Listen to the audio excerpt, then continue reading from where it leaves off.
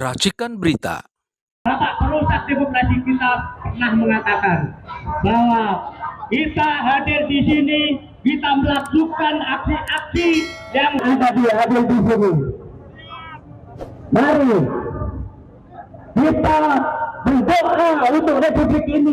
Iya, kawan-kawan semua, kita hadir di sini sebenarnya hanya sekedar menunggu KPU melengkapi kecurangannya, melengkapi pemilu yang curang, yaitu mengumumkan hasil yang curang. Jadi sebenarnya tidak ada yang diharapkan, kecuali kita datang memberikan sokongan moral kepada mereka-mereka yang menolak kecurangan tersebut. Karena kecurangan itu sudah dilakukan jauh sebelumnya, sebelum pencoblosan, pada saat pencoblosan, pada saat penghitungan suara, dan sekarang puncaknya yaitu pada saat pengumuman hasil pemilu.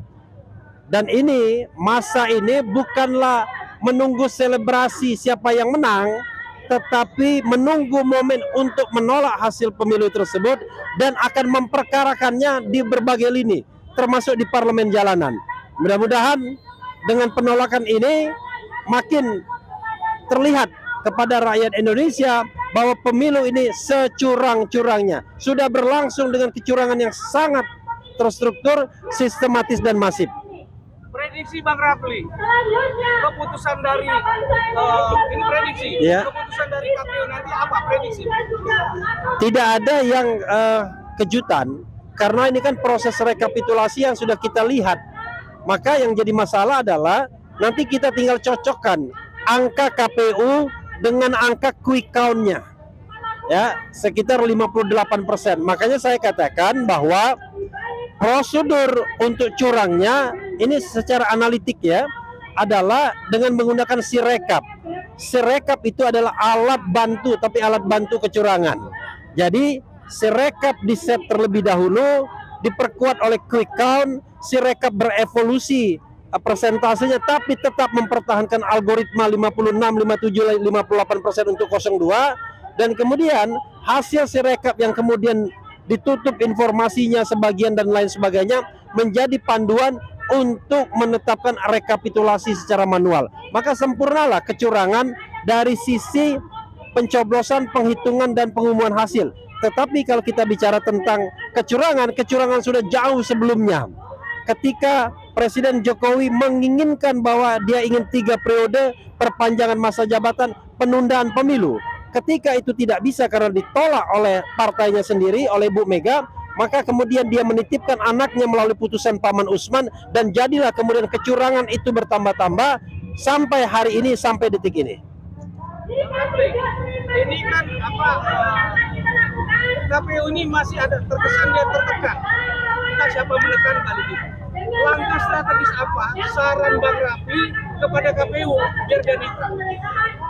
Kita tidak bisa lagi menyarankan apa-apa kepada Komisi Pemilihan Umum yang sudah tercebur ke dalam kubangan kecurangan. Karena kalau dia tidak berafiliasi, kalau dia tidak membackup kekuasaan, saya kira yang namanya Hasyim Asy'ari sudah lama diberhentikan sebagai ketua KPU. Bayangkan, ada orang 4 kali melakukan pelanggaran kode etik, 2 diantaranya itu peringatan keras yang terakhir, tetapi tidak diberhentikan. Tidak mungkin kalau dia tidak di backup oleh kekuasaan. Kekuasaan sepertinya sengaja menaruh Hasyim Asy'ari untuk mengamankan semua hasil pemilu ini, terutama Pilpres. Himbauan kepada masyarakat apabila KPU curang. Himbauan kepada masyarakat, ya, turunlah ke jalan. Penuhi jalan-jalan ibu kota ini. Di DPR, di depan istana, di depan KPU, ekspresikan hak konstitusional kawan-kawan semua, bangsa Indonesia semuanya, bahwa kita bangsa Indonesia adalah bangsa besar, bukan bangsa pecundang yang mau diperintah, mau dipimpin oleh mereka yang curang, oleh mereka yang mencari kekuasaan dengan kecurangan, menggunakan kekuasaan, menggunakan uang, menggunakan kebijakan-kebijakan yang tidak adil. Tetapi pesan saya adalah jangan membuat kerusuhan, jangan membuat chaos, jangan melanggar hukum, karena itu akan menjadi alasan bagi alat pengaman untuk membubarkan aspirasi publik tersebut, untuk menangkapi orang-orang tersebut. Karena itu tetaplah turun ke jalan, dengan damai, peaceful assembly, dan itu adalah hak konstitusional warga negara Republik Indonesia. Mengatakan bahwa pemilu itu curang dianggap